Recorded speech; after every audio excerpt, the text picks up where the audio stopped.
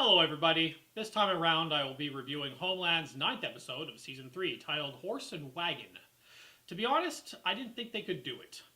I didn't think they could make Brody relevant to the story again. That is why I have been personally cheering for his death since this season started. But somehow they did it. They made me think of him as a worthwhile piece of the plot again. I still don't like him, but now I don't hate him. He has been put back into play as an agent of the CIA. This was something that I didn't think could be convincingly done, but Homeland has pulled it off. This episode is all about turning Nicholas Brody. The episode begins with Carrie Matheson waking up in the hospital after being shot by Quinn.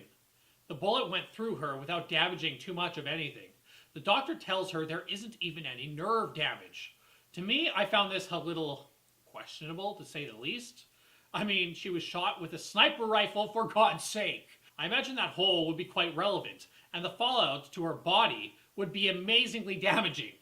But through the power of television, she is miraculously cured from a severe case of bullet to the shoulder. We see her talk with an obnoxious, annoying Senator Lockhart. He comes into the room trying to be his usual brash, brazen self, and she doesn't even give him the attention he is seeking. I really liked his comment concerning how the people in the CIA he is used to dealing with have an amazing ability to close ranks and shut up. And there she is, Carrie Matheson, laying in the hospital bed after being shot by one of her own comrades. You'd think she'd be bitter and turn, but she knows the game and she isn't about to be played by a crotchety senator. Speaking of Senator Lockhart, he's been up to some bad deeds that we find out about in this episode.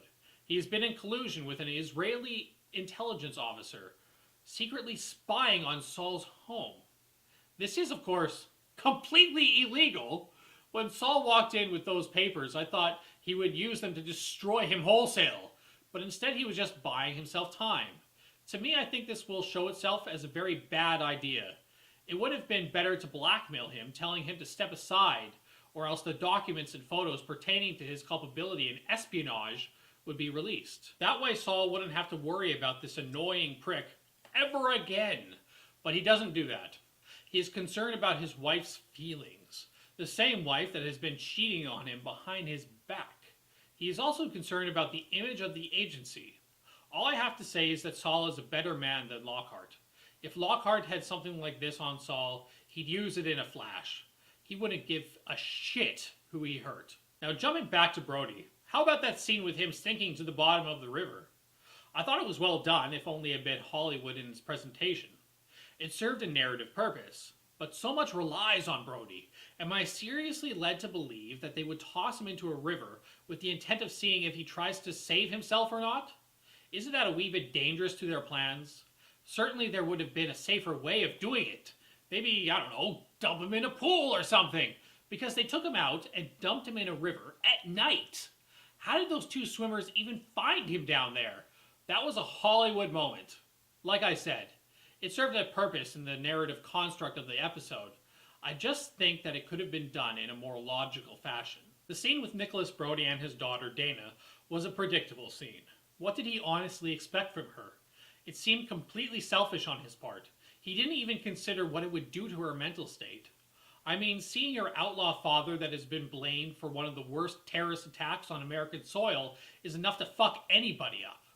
I thought he would shy away from seeing her once Carrie told him about her suicide attempt. He went full ahead anyway, and ended up only further scarring her. This episode succeeded in doing what I thought couldn't be done.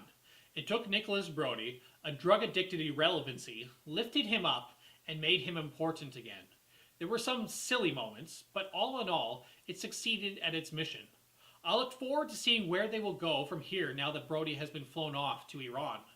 Join me next week when I review the next episode of Homeland, titled Good Night. As always, thank you for watching. Please like and share this review. This channel needs more views, and your help is the only way I'll get it. He has been put back into play as an agent of the CIA. This was something that I didn't think they could...